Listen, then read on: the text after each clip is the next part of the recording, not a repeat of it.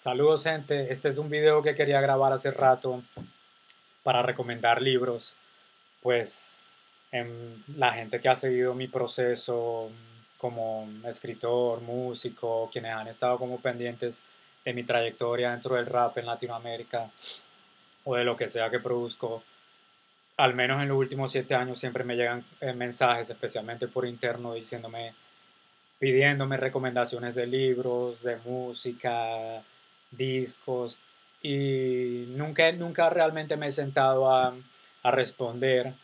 Me parece más fácil en un video recomendar unos libros, no muchos porque se nos iría todo el día, pero sí algunos que considero clave en lo que ha sido mi propio proceso, mi propia formación por fuera de la academia, especialmente en conjunto con mis experiencias corporales en el planeta y en el mundo.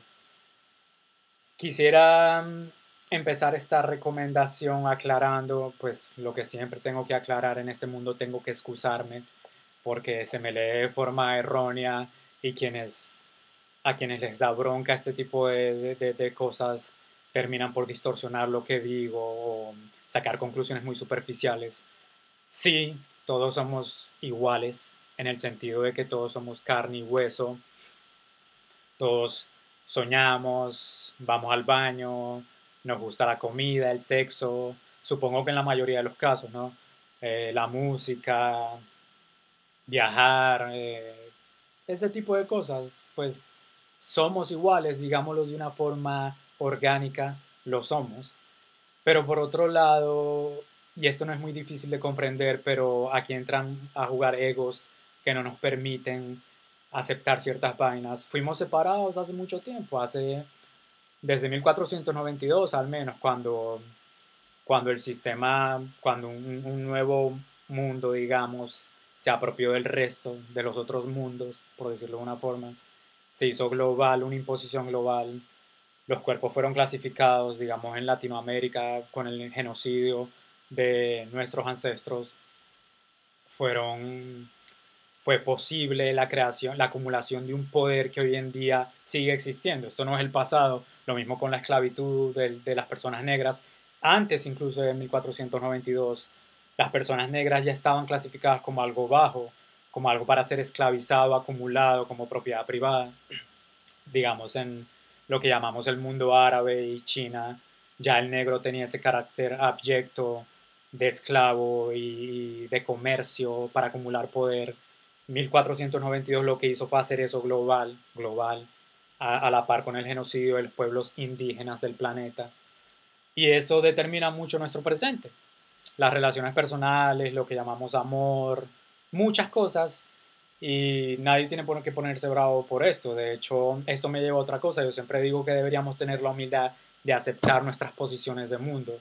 Hace poco, por ejemplo, yo estaba hablando de esto, de tener humildad, y de nuevo se distorsionó todo lo que dije porque lo hice en base a una crítica al artista residente respecto al último video que sacó y al mensaje revolucionario que maneja, que realmente es más de lo mismo, es como la academia tuerce la producción de conocimiento oscura y luego uno tiene estos panfletos mainstream pop de un universal queer que manipula nuestros deseos, administra nuestros deseos a nivel global, y también pues ese video de Somos Anormales es un panfleto, una propaganda para continuar el proyecto del mestizaje, de mejorar la raza, de lo que propone un hibridez que la raza se limpia con lo sucio. Bueno, un montón de frases racistas terribles, pero vivimos en un mundo tan torcido que la gente asimila todos esos mensajes como revolución.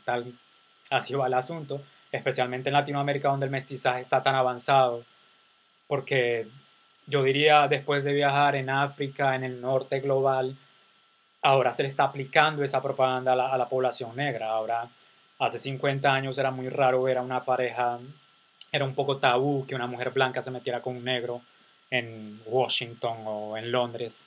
O eran los artistas o los bohemios aventureros los que hacían eso. Hoy en día es una imposición. Hoy en día es una imposición en revistas, en el cine, en una imposición en la industria porno de relaciones interraciales, porque esa hibridez, ese mestizaje fue una genialidad en mi tierra, fue una genialidad en Latinoamérica, un exterminio silencioso. Como yo le digo, el mestizaje en Latinoamérica ha sido el arma de destrucción masiva más genial de una manera perversa por el opresor.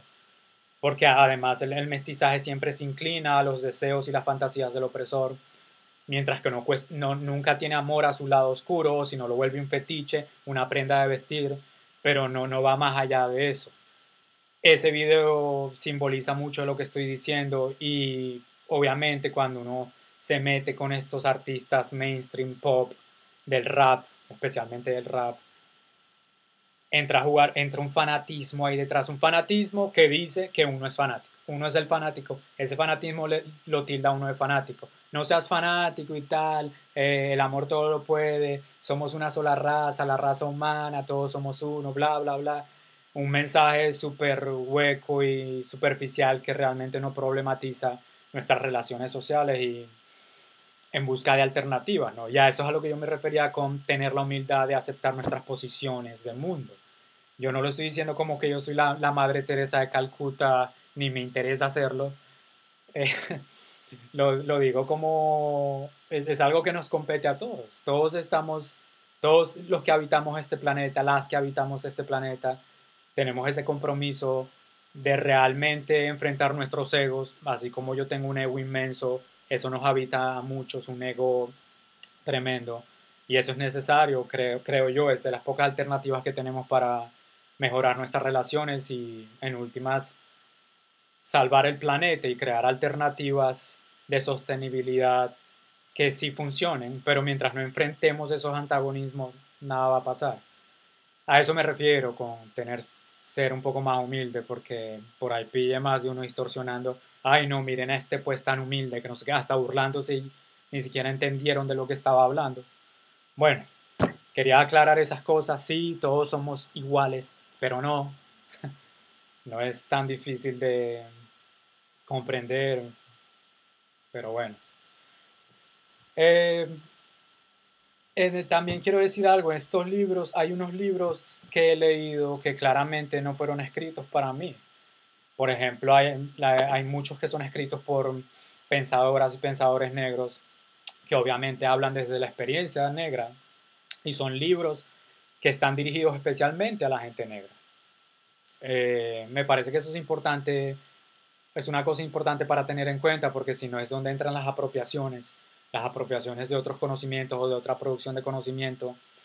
En este tipo de casos yo los leo con mucha humildad, ¿no? De nuevo, lo trato y busco como la manera de relacionarlo con mi experiencia, no de tragarlo a mi experiencia, sino de relacionarlo y ver de qué forma mi paso por este mundo y por este planeta se relaciona con esa producción de conocimiento, con esos conflictos, con esas alternativas.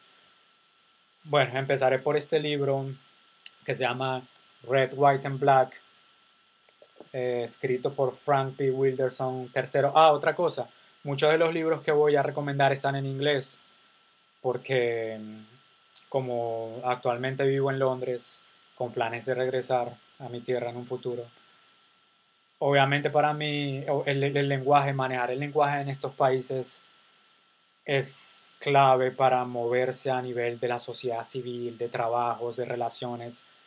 Del lenguaje dependen muchas cosas. Obviamente estoy hablando de una imposición colonial también, peor, estoy viviendo en la boca del lobo. Entonces, desde hace años he optado por leer mucho en inglés también. Lo que leo en español, sobre todo lo hago en castellano, lo hago en PDFs por mi computador. También quiero aclarar que, obvio, es muy importante la experiencia personal de cada quien, la experiencia de mundo desde el cuerpo y lo que uno vive en la calle. Eso a mí me parece más importante que los libros, pero sucede que estas personas de pronto han tenido la capacidad de articular esas problemáticas en textos de manera escrita, de una manera muy completa y muy lúcida. Por eso me parece importante, obviamente leer siempre va a ser muy importante, pero uno no es, para mí eso va a la par, quizás a mí me parece más importante las prácticas, la acción, pero mucho depende también de lo que uno lee, de lo que uno escucha, eso es así, por eso, bueno, esta es mi versión. Red, White and Black de Frank B. Wilderson III. Se llama, el subtítulo dice Cinema and the Structure of U.S. Antagonism. Este libro fue muy importante para mí desde el punto de vista de que aquí Wilderson, claro, esto no es conspiracy theory de YouTube, aunque a veces esas conspiracy theory, bueno, dicen cosas también interesantes, pero yo no estoy dentro de eso. Esto fue impreso por Duke University, una institución muy prestigiosa. Y cuando yo veo esas instituciones como gente tan poderosa como Ford Foundation o los Rockefellers o Duke o estas academias blancas tan poderosas, prensando este tipo de conocimiento, ahí es cuando uno se da cuenta qué confianza se tiene el sistema, qué confianza, a qué nivel de poder ha llegado este sistema, qué confianza se tiene el mismo sistema, que se da el lujo de imprimir estas cosas y al final quien termina leyendo esto igual es gente blanca de dinero.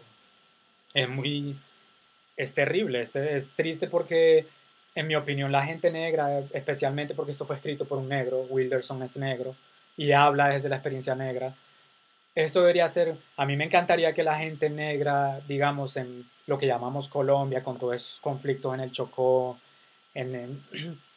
bueno, lo que es a lo largo del continente o en África, deberían ser los primeros en tener acceso a este conocimiento. Y es loco porque esto ni siquiera creo que no está traducido al español y no es coincidencia que no esté traducido al español.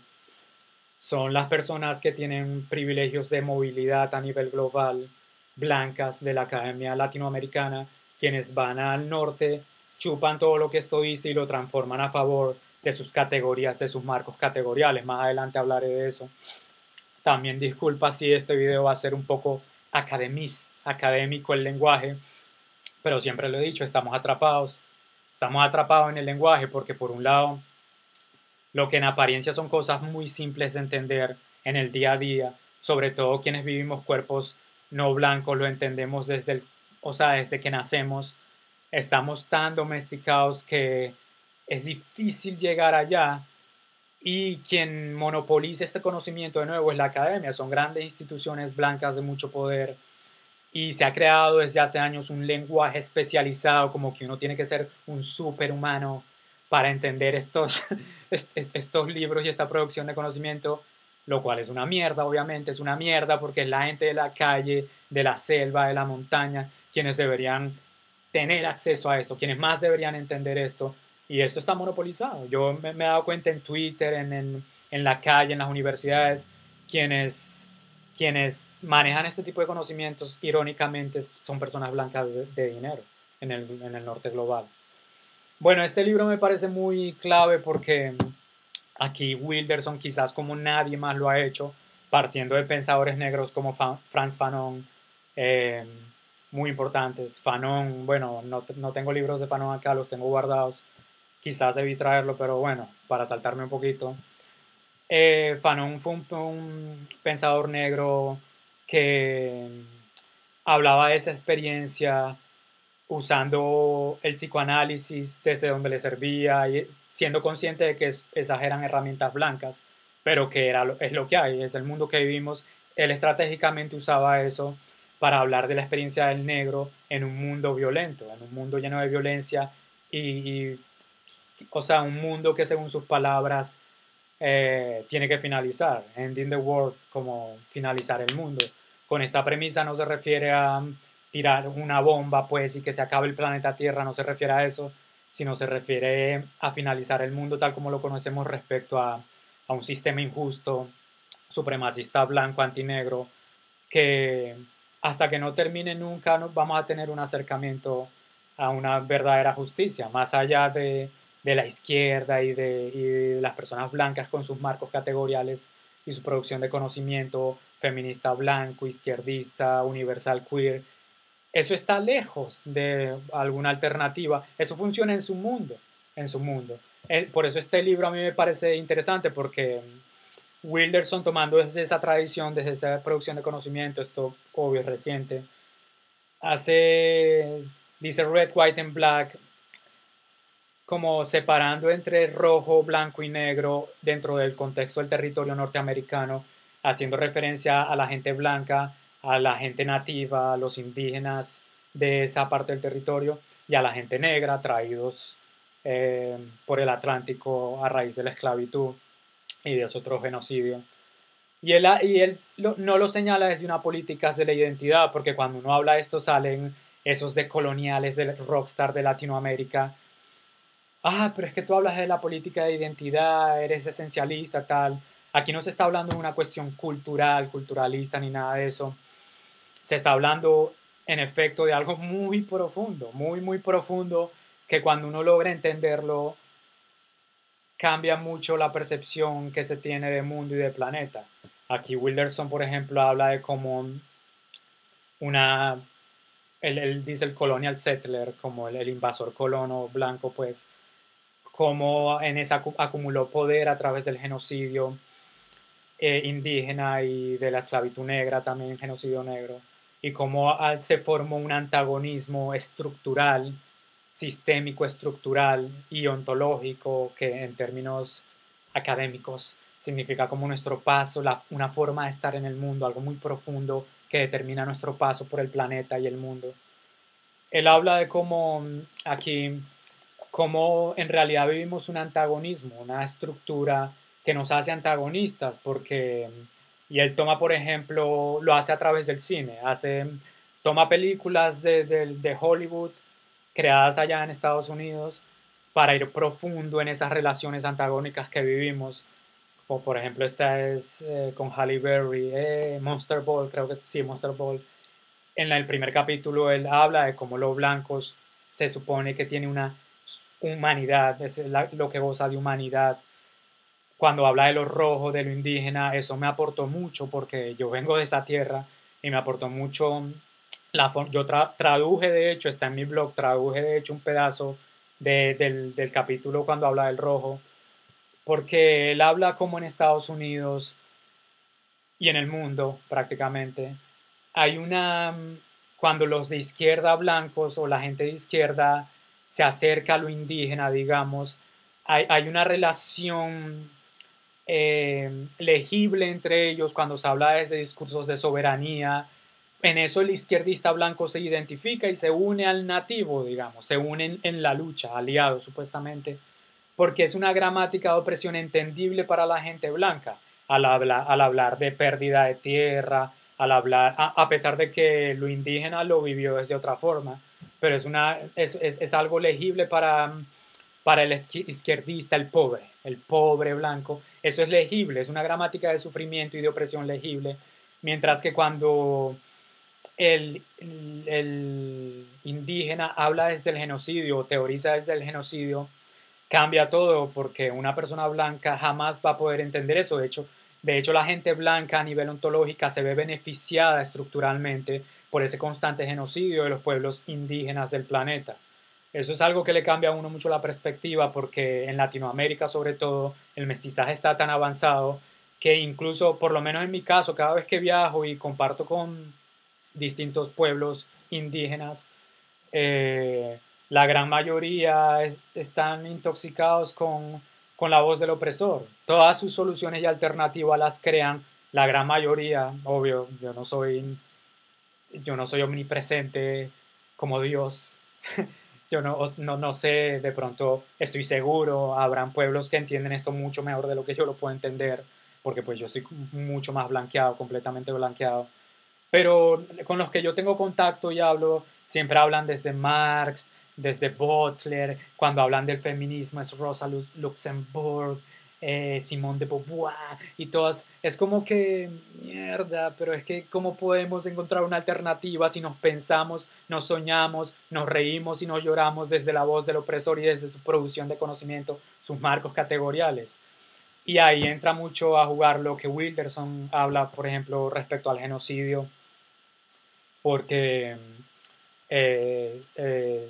al teorizar desde el genocidio, quienes venimos de esa historia y se nos ve en el cuerpo de una forma u otra, así nos vistamos como nos vistamos, o Dolce Gabbana, tengamos el peinado hipster de moda, o pelo largo, o como sea, quienes no podemos escapar al cuerpo y hacemos parte de esta historia, al teorizar desde el genocidio cambia todo, porque ahí ya se entra una relación antagónica con las personas de cuerpos blancos, al ser una experiencia que ellos nunca van a entender, que tendrían que tener mucha humildad para entender, para aceptar que Marx o Lenin no son la solución, la última Coca-Cola del desierto, y que hay cosas y experiencias de mundo y de planeta y lugares de opresión de los que ellos nunca han sido parte, nunca han sido parte, donde el pobre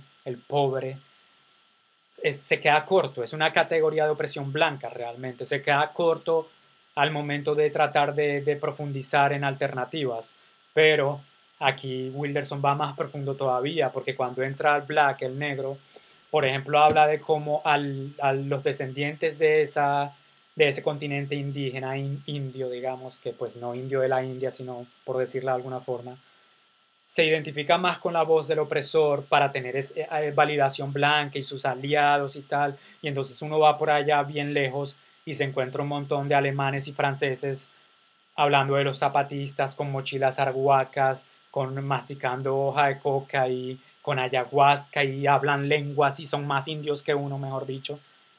Así no sepan lo que es habitar un cuerpo racializado de esa forma. Y aquí entra mucho la diferencia entre nacionalidad, etnicidad y raza otra vez. Me cuesta hablar de esto sin volver a tocar esos temas porque, bueno, un segundito acá, que se me enfría el té.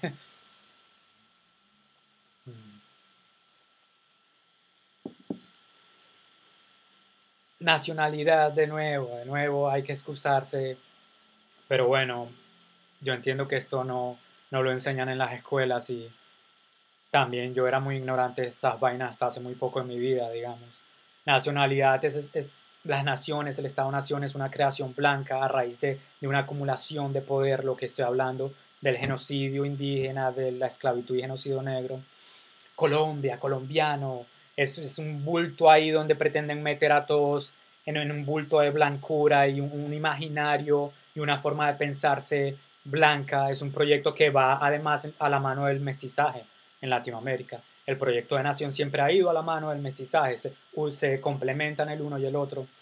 Etnicidad se refiere más a aspectos culturales de grupos de personas que mantienen su cultura, como Wayuu, Yoruba, Bantú, Nasa, Ticuna, etnicidad. Pero raza es más, va más con la racialización de cuerpos, de cómo fuimos clasificados, como un negro es negro en Perú, como lo es en Australia, o como a mí cuando niño, por ejemplo, hay mucho indio, me decían en Venezuela y en Colombia, y ahora grande todavía, en los aeropuertos de Europa hay colombianos blancos que me ven y dicen, uy, esto se está llenando de indios, mucho indio. ¿Sí me entienden? O si no, y cuando yo hablo de esto, vienen y los raperos, algunos raperos mediocres, ay, ahora JHT se la quiere dar de indio. El mismo mestizaje que toda la vida me trató de indio, ahora dice que me la quiero dar de indio. A eso voy con la racialización de cuerpos. La raza va más de acuerdo a los cuerpos que habitamos, independiente de hablar lenguas o de tener una cultura yagua o bantú o es más al cuerpo, y de esto habla este libro también, como habla la gente que profundiza lo racial y el racismo como un eje fundamental en la creación de este mundo y nuestras relaciones. Entonces, cuando se va al negro acá, también Wilderson habla de cómo lo blanco encuentra esa legibilidad cuando lo indio, digamos, indígena, teoriza desde sus voces, desde la voz de Marx y esas cosas, o se limita al discurso de soberanía. Mientras que cuando habla de genocidio, ahí el indígena podría tener un acercamiento con lo negro. Puede tener un acercamiento con lo negro porque lo negro viene no solo de un genocidio, también de una esclavitud y una posición abyecta nunca antes. Para que este mundo sea necesario, para que este mundo supremacista blanco, donde todo lo que vivimos, una estética blanca, una economía blanca, una política blanca, una forma de ver el arte blanca, sea posible, el negro tiene que estar abajo, ¿no? El indio tiene que morir y el negro siempre tiene que estar abajo, ¿no? Es como también es la estructura, es el antagónico mayor, pues. y cómo el indígena, al inclinarse a la voz del opresor, es antinegro, anti-blackness, como lo dicen los pensadores afropesimistas como Frank Wilderson, anti-blackness, antinegrura, lo traduzco yo al español, cómo estamos infectados por eso, cómo, y cómo esos antagonismos no permiten una alternativa real. Quienes venimos del genocidio indígena, quienes somos producto de eso, de una violación en masa de nuestras ancestras, tendríamos una buena alianza con la gente negra si respetáramos esas posiciones, si aceptáramos nuestras posiciones y si entendiéramos que es antinegrura que nos habita, ¿no? Y hay mucha gente, mismo en Latinoamérica, yo hablo con muchos activistas indígenas y muy pocos quieren aceptar esto. Hablan y hablan de soberanía, pero nunca hablan de la antinegrura que está dentro de ellos, porque es como que queremos mendigar migajas de lo blanco, de la humanidad. Queremos ser humanos, queremos llegar allá a la civilización. Incluso desde la revolución y la soberanía y tal, queremos llegar allá. Especialmente lo veo mucho desde indígenas en la academia, lo veo mucho. Siempre es como, pero cuando se trata de aceptar que éticamente seguimos siendo antinegros y que por ese lado, si no aceptamos y no visibilizamos nuestro verdadero antagonismo, no pueden haber alternativa alguna para que las cosas mejoren, pues bueno, es un problema ético tremendo que muy poco veo hablar en Latinoamérica, y este libro en ese aspecto, lamentablemente, como dije, este tipo de libros pensado por Duke University, este tipo de libros los lee sobre todo gente blanca de dinero y siempre son torcidos. La gente coge de acá lo que les sirve para sus tesis, para sus trabajos, para sus viajes y grandes lecturas y sus posiciones de rockstar. Y eso es tremendo, ¿no? Tremendo torcer esta producción de conocimiento a favor de intereses del opresor, en vez de hacerle justicia a esas cosas, a estas cosas, citarlos y además recomendar. Esto sobre todo es para la gente negra. A mí me aportó esto desde mi posición como descendiente de mi parte descendiente de lo indígena, pero esto sobre todo es para la gente negra. Bueno, se va con Wilderson, que podría durar horas hablando de este libro. Otra cosa, estos libros tienen un lenguaje de nuevo muy académico y uno les pregunta a ellos por qué lo escribió de esa forma y es la única forma que Duke University los prensa. Y es como en la calle uno no habla de esto, se habla en la academia, pero en la academia está monopolizado, es de locos, es de locos. Y es un lenguaje que a mí me tomó años entender. Hace años cuando leí Foucault y todos estos maestros blancos. Ah, bueno, antes de continuar con mis recomendaciones, este lo voy a separar por acá ya. No traje acá, pero hay una cosa para entender estas cosas. Igual estos libros citan y tienen referencias. Basta con leer los últimos 500 años de filosofía europea para entender esas divisiones y antagonismos. También como el mundo que actualmente vivimos se sostiene en esa producción de teoría filosófica, científica, psicológica, la producción de conocimiento de machos blancos en los últimos 500 años europea, desde Europa, desde Hegel, René Descartes, Kant, hasta actualmente Slavoj Žižek y todos estos rockstar, son racistas y es tremendo porque incluso aceptando el racismo de los viejos estos de hace 300, 400 años, hoy sin embargo siguen desde posturas postcoloniales o postmodernas. Por eso el postmodernismo y el postcolonialismo para mí es basura también, porque son gimnasias mentales para mantener esa línea de conocimiento racista. Darwin, Freud, todo, y sí, me tomé la molestia de leerlos hace años. De hecho fue leyendo Foucault y Marx, especialmente Foucault, que es ya donde entra todo este lenguaje académico sofisticado, donde a mí me tocó aprender ese lenguaje también. Con diccionario en mano aprendí palabrita por palabrita, por eso al día de hoy yo leo estos libros y ya me entra fácil, ya sé de qué están hablando. Es como aprender un nuevo idioma, es tremendo cómo está monopolizado el conocimiento. Bueno, bueno, acá traje uno como ejemplo porque la gente dice, es que critica sin hacer justicia a lo que está criticando. Este es uno entre muchos libros que tengo de gente blanca. Este es de Enrique Dussel, Políticas de Liberación, es gordísimo, sí, lo leí.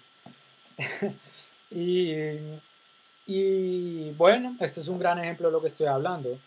Dussel, que es el rockstar hoy en día de la filosofía latinoamericana, es un man blanco que cuando le conviene dice nosotros, nuestros pueblos, la filosofía latinoamericana, pero entonces cuando habla del problema a fondo es la modernidad, es la modernidad.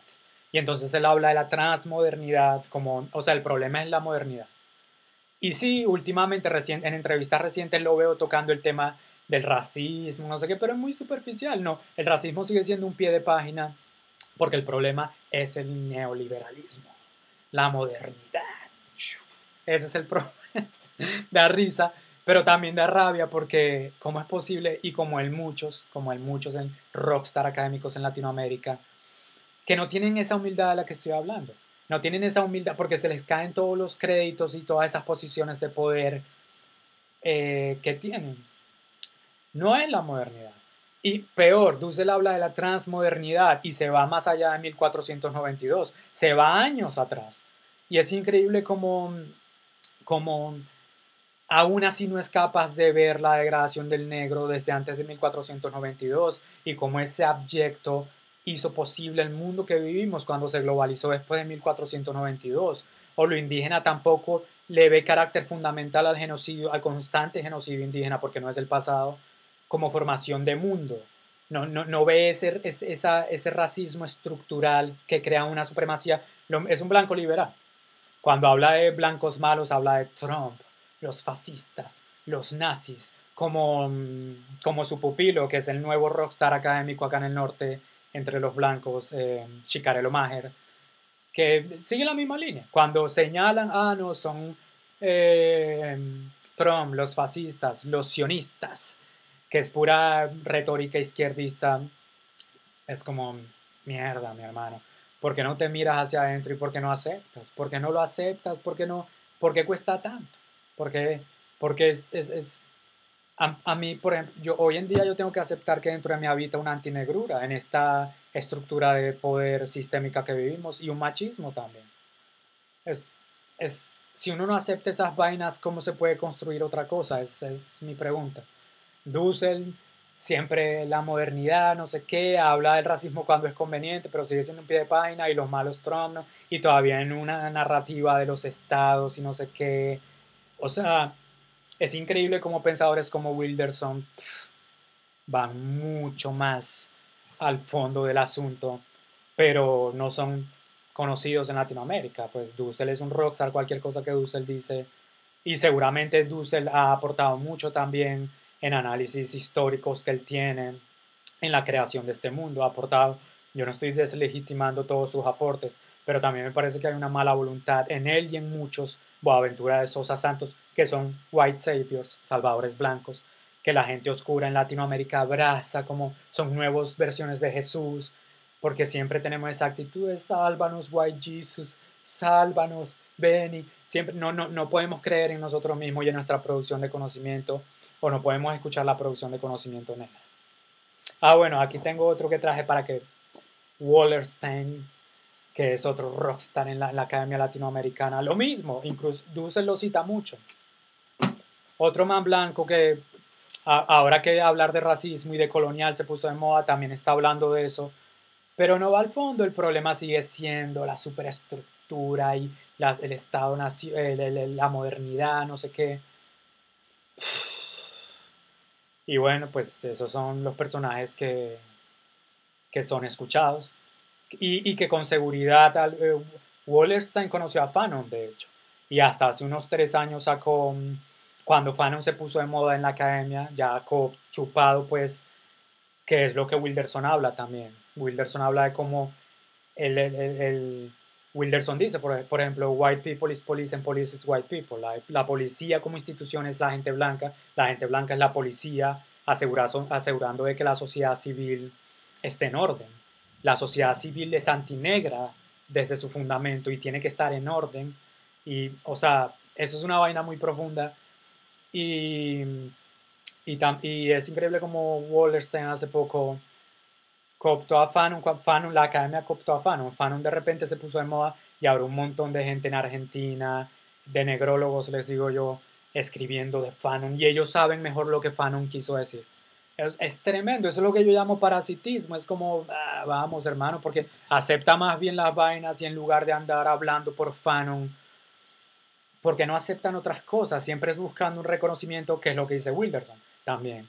La sociedad civil y este mundo parasita en lo negro, encuentra estabilidad psíquica, emocional y erótica en lo negro. Bueno, este otro librillo, o bueno, me voy a saltar aquí a lo decolonial. Este fue un libro que compré hace tiempos de un decolonial de moda, medio hipster el man, que se llama Junot Díaz. Lo que me parece interesante del libro es que son cuentos, estos son cuentos, aunque tiene otros dos libros que también leí, donde aquí le dicen short stories, como relatos más cortos, cuentos, sí. En donde por primera vez yo veo que se trata un poco temáticas de diáspora, del inmigrante, y relaciones de poder hasta cierto punto, porque no va al fondo, no va al fondo, y esa es la mala leche que yo veo en muchos de coloniales, rockstar.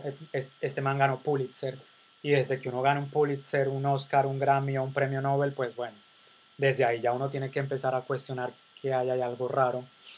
Efectivamente, lo de colonial hoy en día es una moda. Pasó de ser una lucha de gente sin rostro por allá en las montañas a ser una moda. Ahora todo el mundo viste indígena y todo, pero nadie acepta ni nadie quiere ir más al fondo del asunto.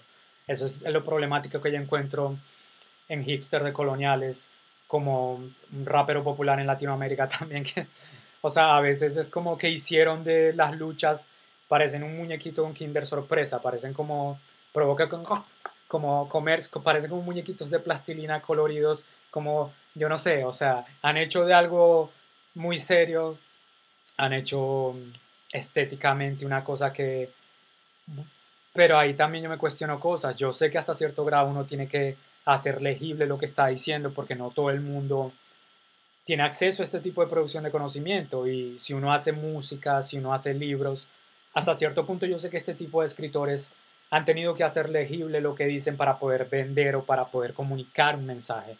Hasta cierto punto yo estoy de acuerdo con eso, pero supongo que cada quien tiene sus límites. Entonces, este se llama This is how you lose her, traduciría así es como la perdiste. Son unos cuentos interesantes, a mí me gusta mucho leer cuentos, por eso también quería traer algo. Pero bueno, también es bueno tener un ojo crítico ante lo que uno lee y ante algunos personajes que uno escucha y eso. Pues nadie es perfecto, y la idea es siempre como entablar un diálogo, y pues al fin y al cabo es una persona de la diáspora. Me parecen sospechosas muchas cosas, pero bueno. Este libro, Black Music, entre muchos que escribió Amiri Baraka, que antes se hacía llamar Leroy Jones, habla de Leroy Jones. Era un ensayista, poeta, dramaturgo, bueno, un escritor y un tipo muy pilo. Él tuvo relación con muchos jazzistas en la época así dorada del jazz en Estados Unidos. Y aquí él toca temas, por ejemplo, de critica a la crítica blanca, porque él vivió la época cuando el jazz fue completamente tragado por la gente blanca, por la sociedad civil pues blanca. Fue cooptado, transformado. Al día de hoy yo acá en Londres, cuando voy a ver jazzistas que me gustan, son sitios, solo falta el letrero for whites only, para blancos solamente. Pues uno entra y uno se siente como, wow, y las miradas, ¡pum! Uno no es bienvenido en esos sitios, así el que esté tocando sean negros o latinos, músicos de jazz, latin jazz. Es increíble cómo eso es una posesión, que de nuevo lo que habla gente como Wilderson y eso, como lo que la gente negra produce finalmente es dominado, cooptado y apropiado por la gente que tiene poder, ¿no?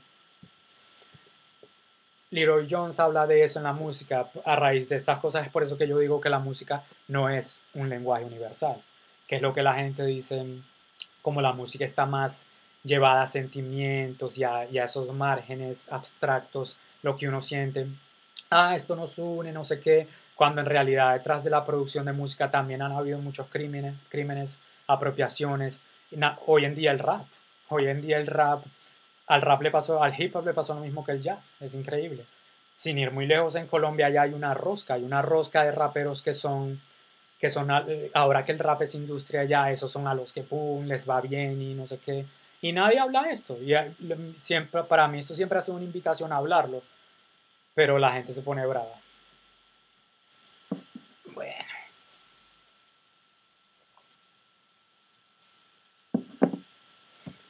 hay una parte, por ejemplo, que aquí me parece interesante porque, digamos, en Latinoamérica, el jazz como tal, en muchos casos, al menos en mi generación, llegó a través del rap. Pero en la mayoría de los casos llegó a través de un hombre blanco como KCO, Lechowski. Increíble, el jazz. Todos bohemios y poetas bohemios, que todo es así desde escritores de la modernidad como blancos de... Todo ha sido creado desde esos marcos categoriales, pero pues nosotros no, allá se identifican con eso, allá nos identificamos con la lágrima de estos personajes. Hasta ese punto la música es muy poderosa, al punto de que uno se identifica con las lágrimas del opresor a un nivel profundo, pues. Yo siempre he tratado de problematizar eso, pero la gente se pone brava. Aquí, haciendo ese ejemplo del jazz en Colombia, el jazz no entró en la mayoría de los casos directamente por Coltrane o por Charlie Parker o por... El jazz entró fue por estas personas. En algunos casos entró por Guru, Jazz Matas, por A Tribe Called Quest, por grupos de rap noventeros. Ese fue mi caso. Yo conocí el jazz fue por medio de esos grupos de rap. Pero en muchos casos ya entró como algo plástico, bohemio, totalmente apropiado. Y al día de eso es global. Yo estoy hablando de una supremacía global blanca, antinegra. En Colombia el jazz también es una cosa elitista, pues, y los verdaderos, los conocedores son gente estudiada y viajada, poderosa. Y aquí Amiri Baraka hace una comparación, digamos, entre Paul Desmond, un saxofonista blanco, y Coltrane, y como Desmond cooptó a Coltrane, pero Desmond es considerado como la evolución, como lo llevó a otro lugar, es más exquisito, no sé qué, lo cual es totalmente insultante para alguien como Coltrane, de sacar ese tipo de conclusiones. Y hoy en día pasa lo mismo con el rap, uno puede hablar de Eminem, Eminem es una diva, Eminem eh, no hay conversación donde no se diga que entonces es el mejor rapero de la historia, es Eminem. Es una diva, es intocable. Y es increíble cuando Eminem tomó muchas cosas de Pharoah Monch, de Tretch, de Redman, así él mismo lo admita, pero igual es como, no solo, hasta que lo hacen ellos es mejor. Hasta que Elvis y los Rolling Stones hicieron, cogieron el blues, es rock and roll, es mejor, ¿no? Ahora es mejor. Eminem es mejor. En esta época con Paul Desmond, entre Paul Desmond y Coltrane, y Amiri Baraka va profundo, como cuando Coltrane toca el saxofón, no es solo una cuestión mecánica, hay algo más profundo que transmite a través del instrumento desde su propia negrura. Y dado que vivimos un mundo en el que estamos clasificados y en el que tenemos experiencias distintas y relaciones distintas de mundo y de planeta desde que salimos del vientre materno. Y bueno, él habla mucho de esas cosas, muy interesante, Black Music. Eh, quiero seguir con... Ah, bueno, aquí tengo otro libro de Wilderson, se llama Incognito, donde este es más personal, este no es tan académico como el otro, este es más como de su experiencia, de cuando vivió en Sudáfrica, todo el proceso de Mandela y cómo Mandela realmente fue, después de haber luchado tanto y haber sufrido tantos años en prisión, finalmente fue utilizado por la supremacía blanca para terminar de blanquear Sudáfrica y para... la gente lo celebró como una independencia, el final del apartheid, el final del racismo, cuando finalmente Mandela fue funcional y fue clave en la total, el blanqueamiento brutal que vive Sudáfrica hoy en día. Y allá la gente negra en la calle, en la academia, habla mucho de estos temas, pero eso no llega a Latinoamérica, obviamente, porque en Latinoamérica lo mismo, el mestizaje está tan avanzado que nadie habla de esto, y si alguien lo habla se ponen bravos o es teoría conspirativa. Allá se habla mucho de eso, de cómo Madiba Mandela, que es un símbolo de paz y de poder negro a nivel global, realmente y lamentablemente después de que salió de prisión se vendió y fue completamente manoseado su imagen y su relación con la gente por el poder supremacista blanco para lo que Sudáfrica es hoy en día. África como tal le están haciendo la misma que a Latinoamérica hace muchos años con otras dinámicas. Están imponiendo un mestizaje brutal, están impulsando las relaciones interraciales y bueno, ¿quién es el dueño de la tierra, de la academia, de la política, de la estética, de la economía, del arte en Sudáfrica? ¿Quién? Bueno, eh, tengo este otro libro, este es de mis libros preferidos, diría. Sins of Subjection, de Saidiya Harman. Este libro no está traducido, hace rato lo quiero traducir, pero por falta de tiempo no he podido. Se llama Terror, Slavery and Self-Making in 19th Century America. Habla del siglo XIX, pero realmente habla del presente. Habla de cómo ese terror de la esclavitud, lo mismo, fue posible y fundacional para la creación del mundo que hoy en día habitamos. No sé ni por dónde empezar. Habla de cómo escenas de sujeción traduce, cómo ese carácter de propiedad privada y de acumulación de lo negro, más allá de la plata de Potosí o, de, o del oro de las Américas o estas cosas, fue fundacional y cómo, por ejemplo, a raíz de eso se conoce o se determinan muchas cosas de este presente.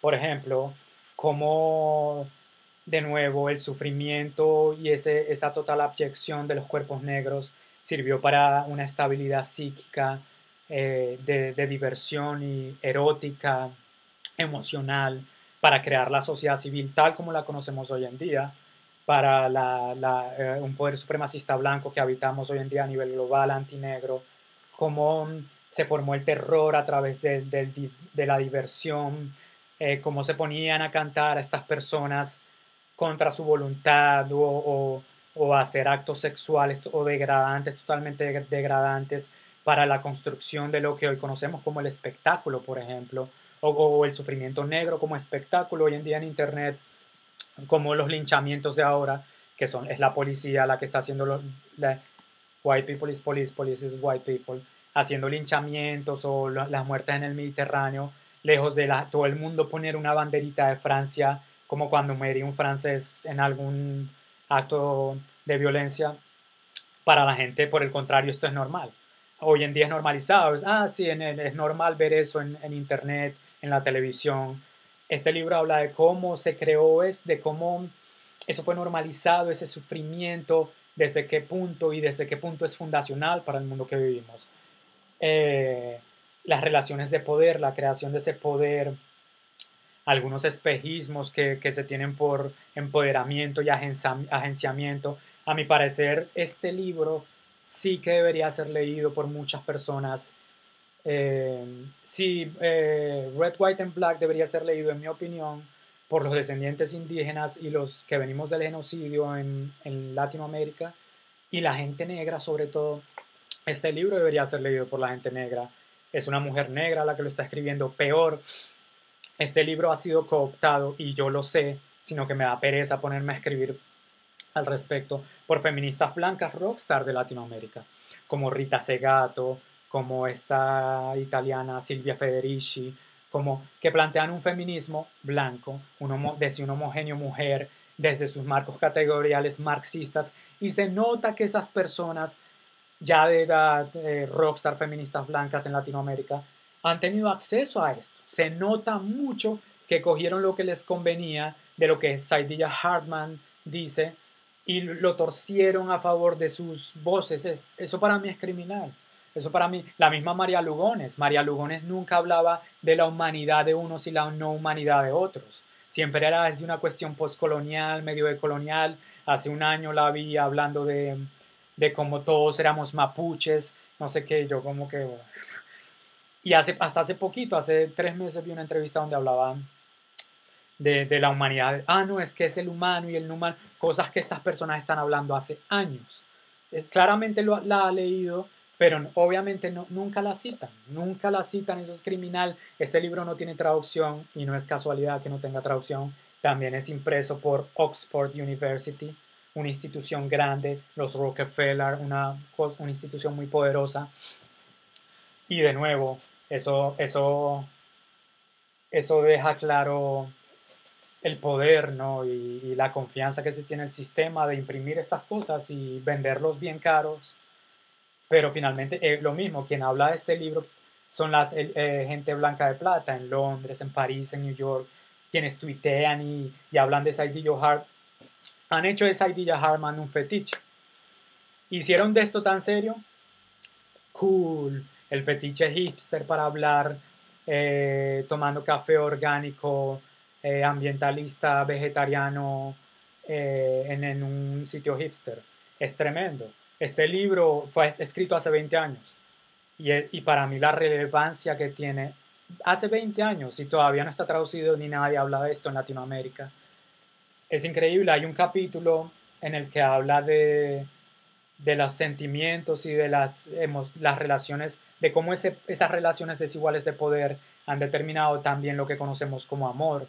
En este caso lo hablan desde lo negro, especialmente como las mujeres esclavas, también hombres esclavos fueron violados durante esa época y esas violaciones se fueron normalizando, suavizando y al punto de hoy en las relaciones interraciales, yo siempre lo he dicho, las relaciones interraciales hoy en día que llaman amor desde Residente y Somos Anormales sin problematizar nada. Eso es muy peligroso porque yo creo que las relaciones interraciales, si acaso son las primeras que deberían leer estas cosas, en vez de andar hablando de amor superficialmente, sino hasta qué punto nuestros deseos a nivel global han sido administrados en beneficios de unos y en beneficio y en el no beneficio de otros. Y a mí ese tema me interesa muchísimo, hasta que muera investigaré acerca de ese tema. El capítulo 2 de este libro lo habla en el contexto de la esclavitud, también obvio en el contexto de las Américas. Hace 500 años, lamentablemente, ella hizo un trabajo extenso con los archivos en Estados Unidos de la esclavitud. En Latinoamérica fue hace mucho más tiempo, hace 500 años, esa relación, esa creación de relaciones afectivas y emocionales de hoy en día. Eso pasó hace mucho más tiempo en Latinoamérica y no hay registros. Los registros son quizás una historia oral en determinados pueblos muy distorsionada o las crónicas de la gente blanca conquistadora. Ese es el registro. En Estados Unidos todavía se conservan, aunque las voces de los esclavos también desaparecieron. Hartman habla de eso, de cómo fue a los archivos, pero también la mayoría de las historias vienen desde la voz del opresor y no del oprimido, quien desapareció sin rostro en la historia, sin voz. Pero, sin embargo, los archivos le sirvieron para crear este libro. Es impresionante, impresionante, es muy bueno a la gente negra, sobre todo a la gente negra de Latinoamérica, escenas de sujeción, si alguien habla inglés y tiene forma de traducirlo, hágalo y desenmascaren a todas esas feministas blancas de mala leche que se la pasan chupando y cooptando a Hartman sin citarla y a favor de sus marcos categoriales marxistas, feministas blancos, eso es baila, eso eso es un acto de muy mala voluntad, muy mala leche. Bueno, eh, quisiera seguir con este otro libro.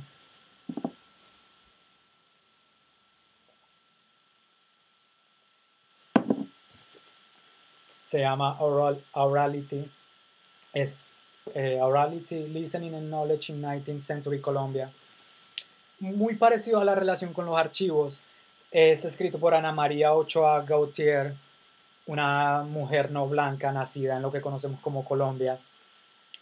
Ella se fue a Estados Unidos, esto es impreso por Duke University, una institución muy respetable y sofisticada y prestigiosa.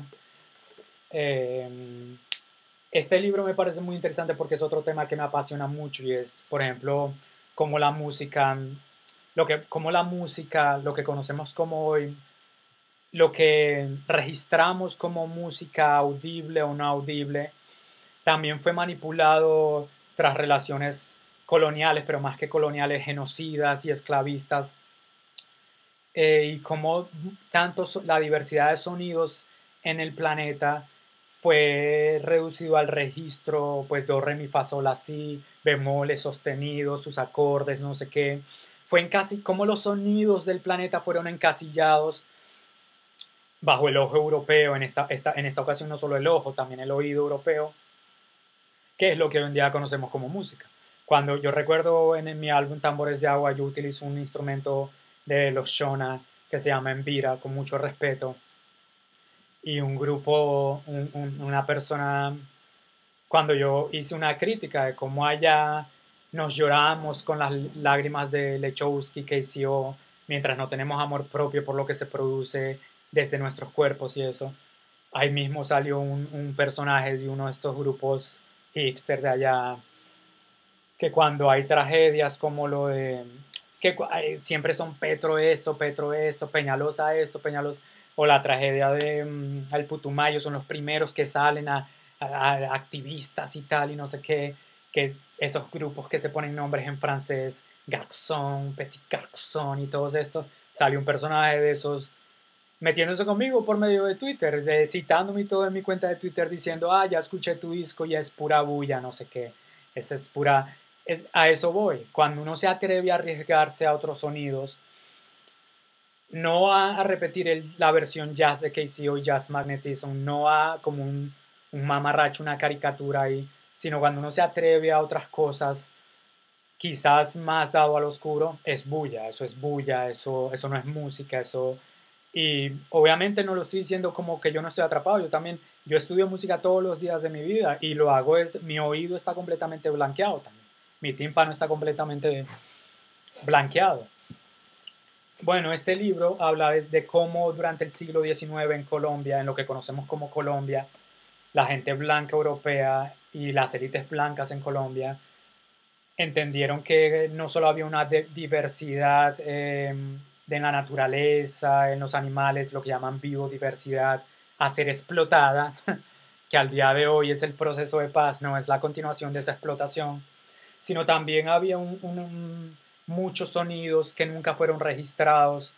Ella se fue a un archivo en el siglo XIX de cómo esos sonidos pasaron por un proceso de blanqueamiento.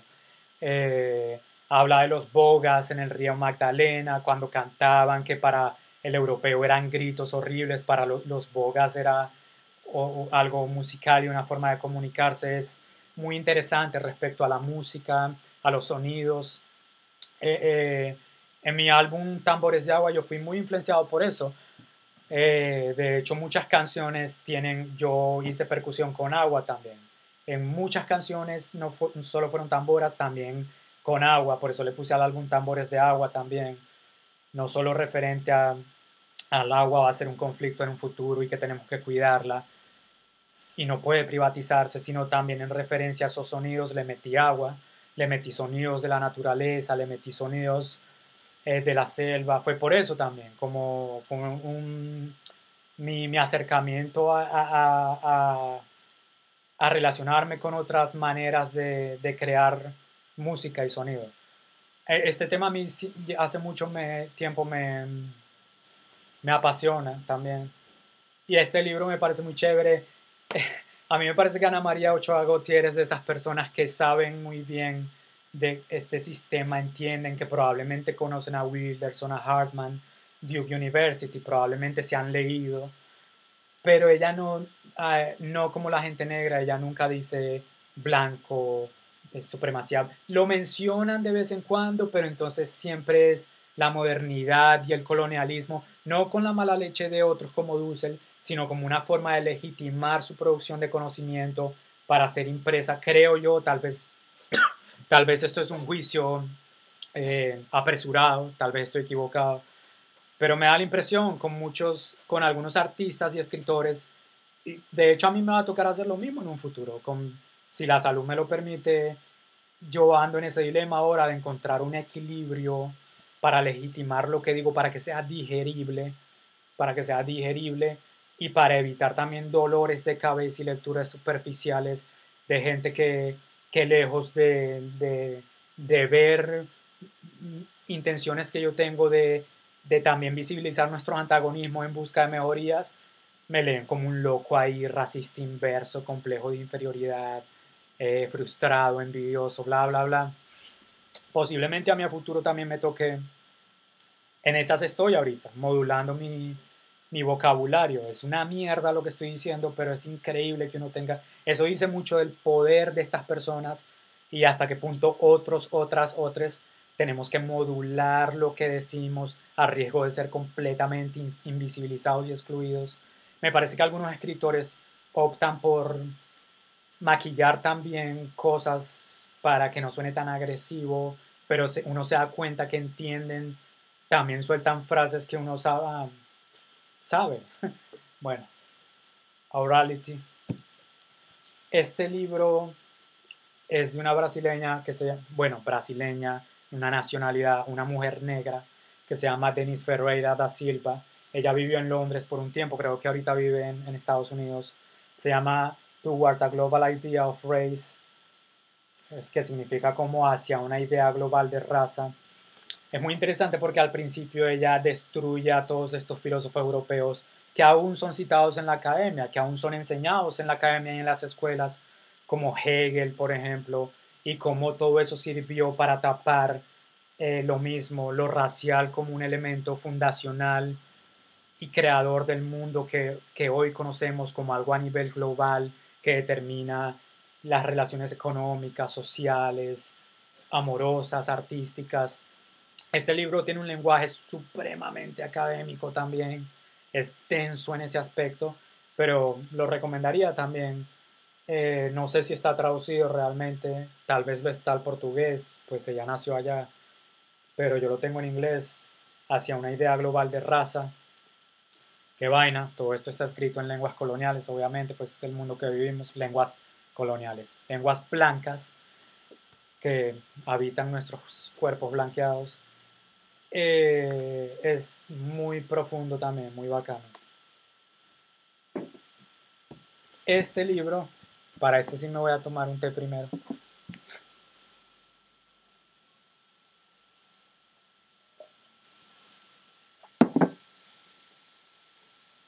Este libro a mí realmente me gusta muchísimo.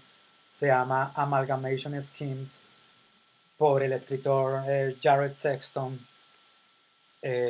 Tiene subtítulo Anti-Blackness and the Critique of Multiracialism. Este libro me gusta, bueno, lo mismo, es muy académico, muy académico. Entenderlo es casi que toca con una lupa y un diccionario al lado. Lo mismo, a él le preguntan, en una ocasión le preguntaron que por qué lo hacía de esa forma, y lo mismo, él decía, porque tengo que legitimar ante estos poderes que yo no soy un salvaje, un brutico, para que lo prensen, para que lo impriman. Es increíble, ¿no? Lo mismo que estoy hablando. En el mundo académico, la forma de legitimarse es usando este lenguaje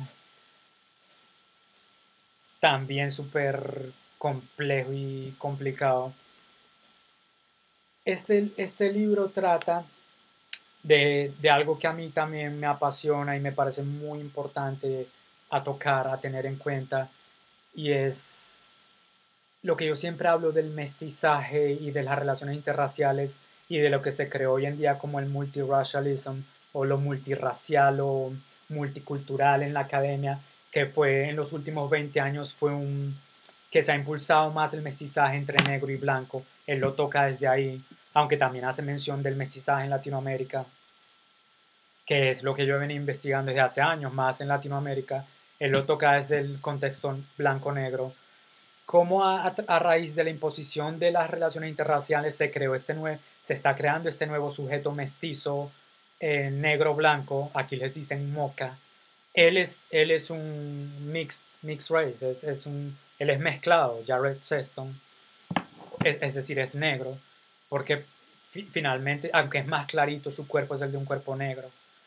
Él habla mucho de eso, de cómo esa imposición ha hecho que la gente mezclada negro y blanca se sientan la verdadera raza oprimida y tal, pero siempre está en busca de lo blanco. Exactamente lo mismo que pasó con el mestizaje en Latinoamérica y que pasa hoy en día. Eso de mejorar la raza y lo negro sigue siendo algo malo, algo a lo que hay que escapar. Como hay una antinegrura, anti-blackness dentro de ese cuerpo mestizo, blanco y negro también en el contexto del norte global, en el contexto global. Él habla de Brasil y en Brasil también como ese sujeto mulato pues se ha impuesto también durante mucho tiempo, pero sigue habiendo una antinegrura tremenda en Brasil y una anti-indiura tremenda, y los que están en posiciones de poder pues son personas blancas en Brasil, y una imposición también del mestizaje brutal para un proceso de blanqueamiento y de genocidio invisible.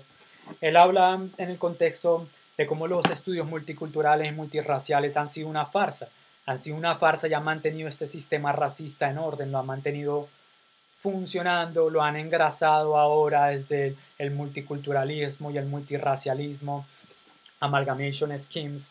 De verdad, este álbum es muy, no creo que esté traducido. Si tuviese tiempo los traducía a todos.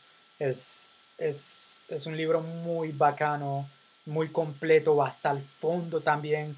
Coge a cada uno de los pensadores blancos que impulsan lo multicultural y lo multirracial, y los destruye uno por uno o sea, con argumentos serios, sobre todo en el contexto latinoamericano, porque ahora que lo de colonial es una moda, yo veo que en Latinoamérica hay pensadoras oscuras, negras o descendientes indígenas que, que critican a Trump lo mismo. Son blancos liberales al final.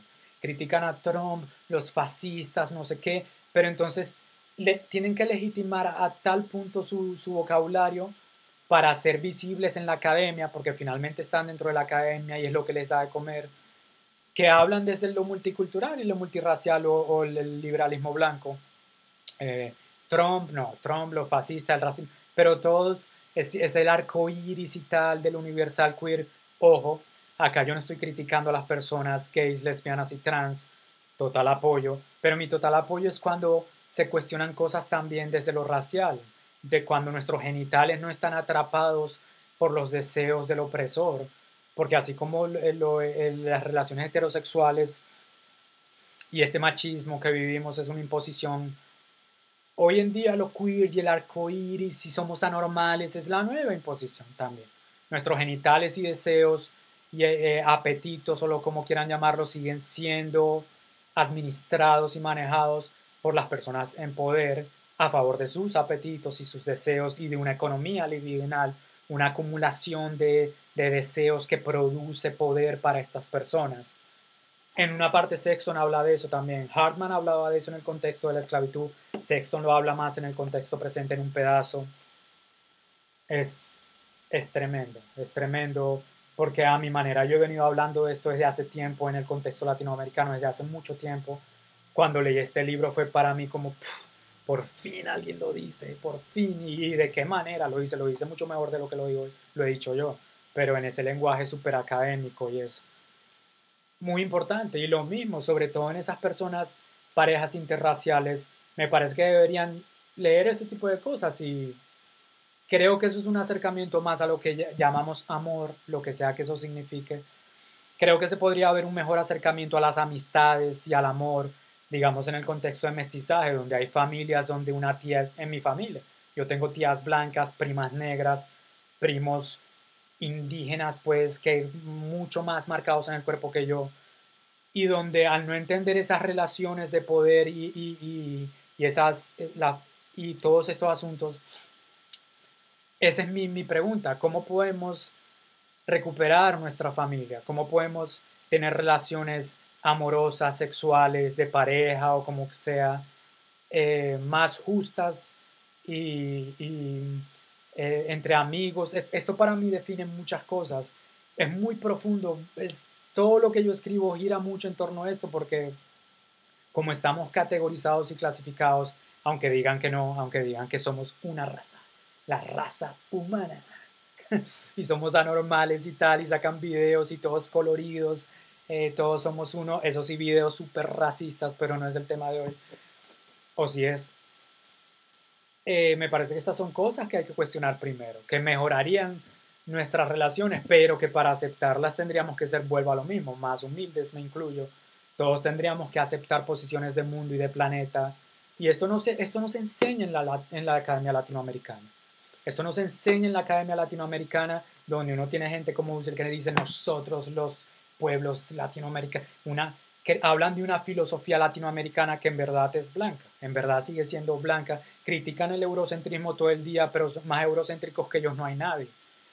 Y nunca se sitúan como cuerpos blancos porque nacieron en Argentina o porque nacieron en Colombia. Eso es una mala leche también, que creo que, de nuevo, las diferencias entre nacionalidad, etnicidad y raza, eso pesa mucho en todas estas cuestiones. Este libro es tremendo, tremendo.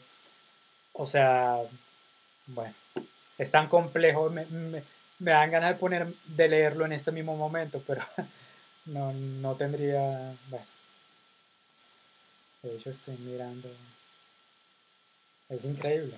Bueno, este último que tengo acá, que miren cómo está de viejo porque me ha acompañado en muchas situaciones, se llama Lose Your Mother, perder a tu madre, a tu mamá. También fue escrito por Saidiya Hartman, es más nuevo que Sins of Subjection y es muy diferente.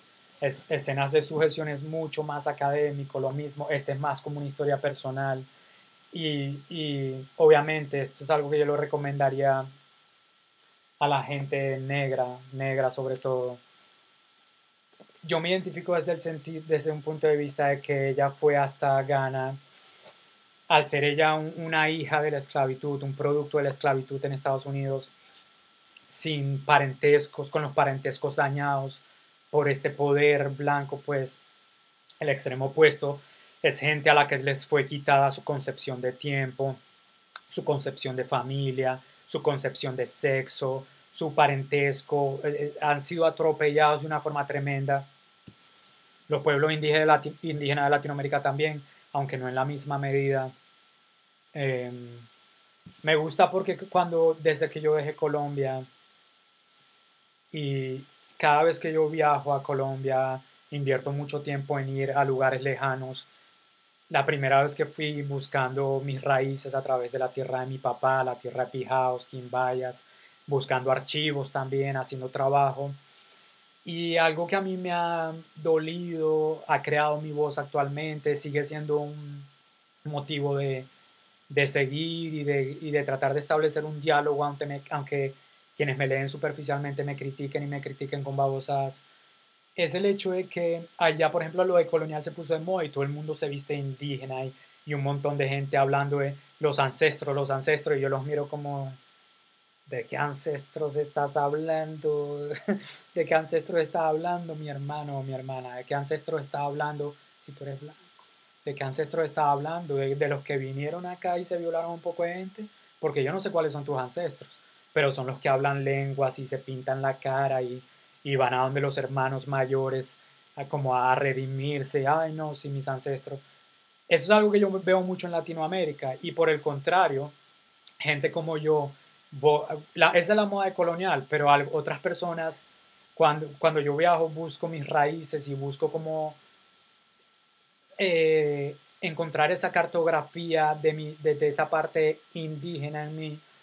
Y es increíble como de verdad durante estos 500 años casi todo nos ha sido quitado. Y yo no hablo desde un punto de vista cultural. Uy, alguien cerró una puerta. No hablo desde un punto de vista cultural, desde una etnicidad que yo no tengo. Hablo desde lo racial y desde una búsqueda de comunidad que es increíble. O sea, ya no se habla mucho de eso. Muchos descendientes indígenas tampoco hablan, que es cuando entra el genocidio. Cuando yo fui a Colombia la primera vez, lo mismo, buscando esta cartografía en la tierra de mi papá, vi muchos pijados. Para mí fue desolador.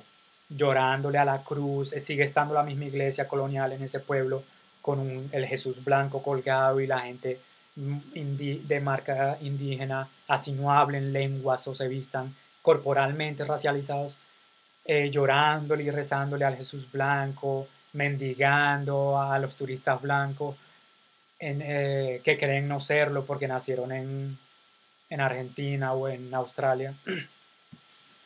Y poco a poco me fui dando cuenta hasta qué grado esa parte de mi cartografía me fue mutilada, hasta qué grado lo que yo iba buscando allá no lo encontré, hasta qué grado de blanqueamiento hemos llegado, personalmente yo he llegado, hasta qué grado mucho de lo que yo amo y está ahí pero no está, nos ha sido mutilado y hasta ese extrañamiento, hasta qué punto me puedo sentir extraño en mi propia tierra y entre mi propia gente que no habla estas cosas y que va a la iglesia todos los domingos a rezarle a una estatua grandísima a un Jesús blanco, como los sitios ancestrales importantes de la tierra de mi papá están destruidos por multinacionales y los activistas que uno ve son puros blancos liberales vestidos de indio, tomando ayahuasca, cool, es cool y no sé qué, y todo es así loco y tal, unos hippiesillos ahí que nada que ver. Y bueno, ahí se da cuenta. Después, cada viaje que yo hago a Colombia, sigo mi trayecto, busco, hablo con distintas comunidades y siempre veo mucha destrucción, o sea, hasta qué punto, siempre me pregunto qué tanto se puede recuperar de verdad, qué tanto estos discursos de coloniales de la academia de empoderamiento, de agenciamiento, han hecho de lo indígena un fetiche, un vestido, se lo están chupando los saberes, los saberes que quedan los están chupando, terminando de blanquear todo, y hasta qué punto se puede recuperar después de tantos años de violaciones, genocidios visibles o no visibles, mutilaciones, nuestras familias dañadas con la imposición del alcohol en toda esa tierra, el trago de licor, la hoja de coca vuelta a cocaína, la planta de marihuana vuelta creepy, como todo ha sido, todo es corrupto ahora y todo, y como hasta qué punto uno puede recuperar realmente.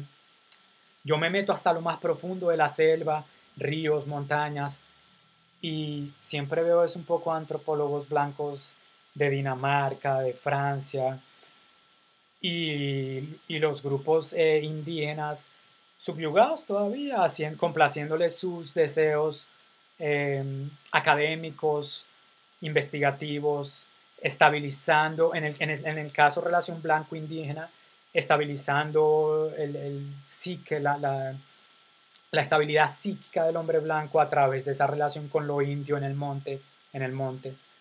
Eh, incluso satisfaciendo sus deseos eróticos también. Hasta qué punto, aunque no lo parezca, somos un muñequito ahí para ser chupado, utilizado para satisfacer al otro. Eso es algo, de nuevo, en lo que tiene mucho que ver el amor propio sobre todo, y que si pusiéramos sobre la mesa mejoraría nuestras relaciones entre todos, con todos los seres vivos del planeta. Ay, podría ser un camino para hablar de una verdadera unidad, o no unidad, de colectividad o algo más sano que decir somos uno, somos la raza humana, somos anormales y todos brincando con un arco iris, como los videos de house music contemporáneos. Todos son un poco de blancos tirándose colores coloridos y con un indiecito al lado y un moca, una persona mezcla de negro y blanco también, ahí como los amuleticos. Da risa, pero os dice mucho de las imposiciones que estamos viviendo en esta generación. Este libro, Lose Your Mother, habla de cómo Saidiya Hartman fue hasta allá a Ghana y obviamente en un contexto más profundo, en lo negro y eso, buscando ese parentesco que nunca consiguió en Estados Unidos.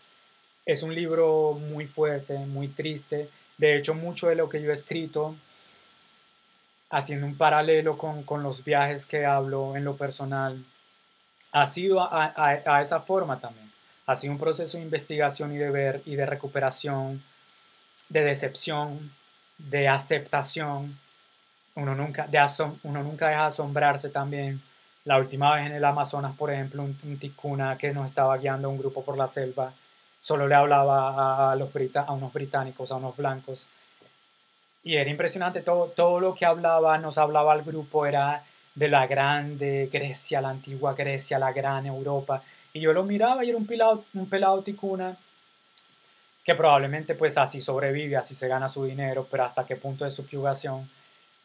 Y realmente se creía lo que decía. Cada parte a donde íbamos, de las pocas veces que yo hice tours con guías, porque cuando yo viajo, a menos de que sea necesario, voy con guías así en grupos, prefiero evitar esos grupos de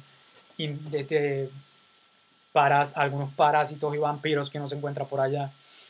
Y era, el muchacho era ticuna, pero me parecía estar escuchando uno de esos grupos franceses de Bogotá, Garçon, de esos franceses bohemios, hipster. Parecía, y todo era la gran Europa, la civilización, tal. Y el gol fue cuando estábamos eso fue en la isla de los Micos, a lo largo del Amazonas, dejando Leticia. Y cuando llegamos allá, venía, se puso a decirle a los blancos que era impresionante como la evolución, es decir, pura mentalidad europea blanca, darwinista, racista, genocida, como la evolución había llevado del mico al hombre blanco, al estado máximo de civilización del hombre blanco. Y yo lo miré, y yo lo miré, yo le dije, a lo bien, primo, a lo bien.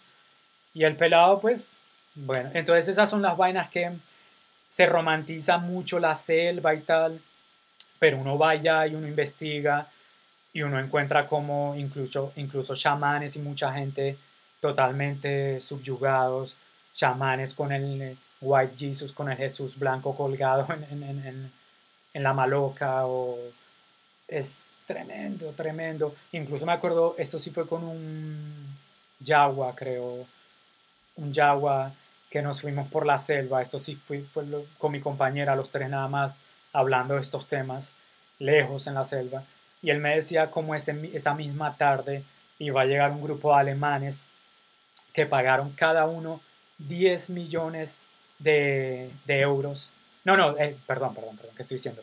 10.000 euros, 10.000 euros, cada uno pagó 10.000 euros, que para estos alemanes privilegiados eso no es nada, para poder visitar al último grupo de personas en el Amazonas que no tiene contacto con lo blanco. O sea, se las arreglaron para pagar, todo tiene un precio, todo se compra para ellos, para llegar hasta allá y vivir 3 meses con ellos y tomar nota de sus saberes y conocimientos y eso. Que este Yagua les decía los matices, que son unas personas, una tribu que han grabado desde helicópteros y eso, que no han tenido contacto con nadie. Él me decía cómo los están matando, porque esas personas, cuando empezaron a ver helicópteros y gente invadiendo su terreno, su universo, cómo ellas se volvieron nómadas, empezaron a moverse, y como muchos han muerto de hambre, porque ellos no eran nómadas. Esas movilizaciones territoriales finalmente ha matado a muchos de hambre, de inanición, la sed, ellos no tenían ese estilo de vida. Y como lo poquito que queda en este mismo momento que yo estoy hablando está siendo ya invadido y destruido y apropiado por una supremacía global blanca, bajo discursos del proceso de paz, no sé qué.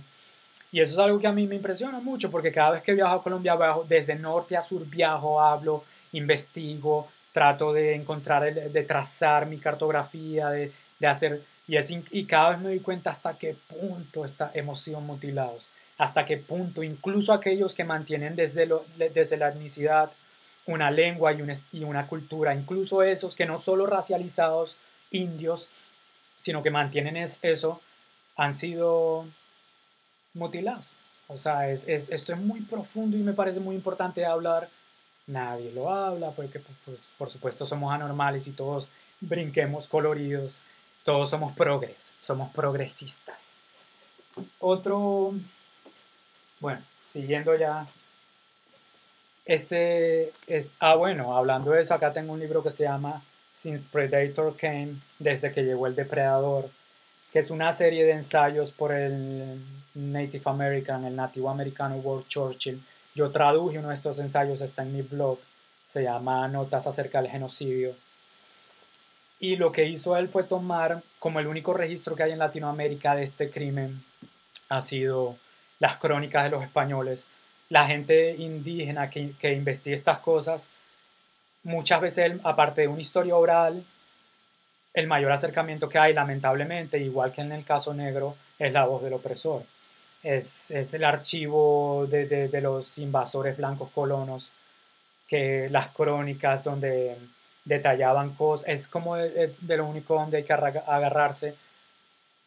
Y bueno, ese es un trabajo bastante profundo desde allí acerca de varias comunidades indígenas, desde Alaska hasta la Patagonia. De él también tengo otro libro que se llama, creo que no lo traje,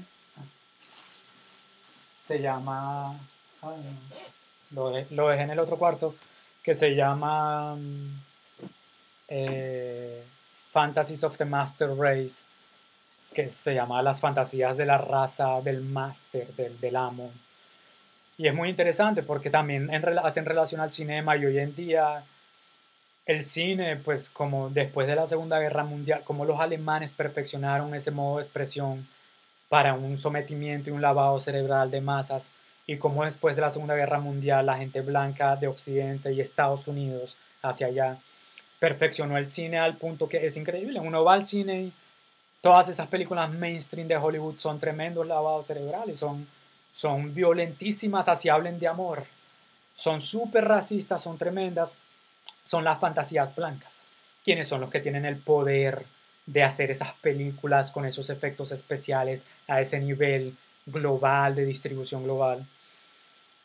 Son las fantasías blancas. Ese libro que se llama de Churchill también, que se llama Fantasies of the Master Race, habla también un poco de eso, pero no en relación a lo negro, sino en relación a lo indígena.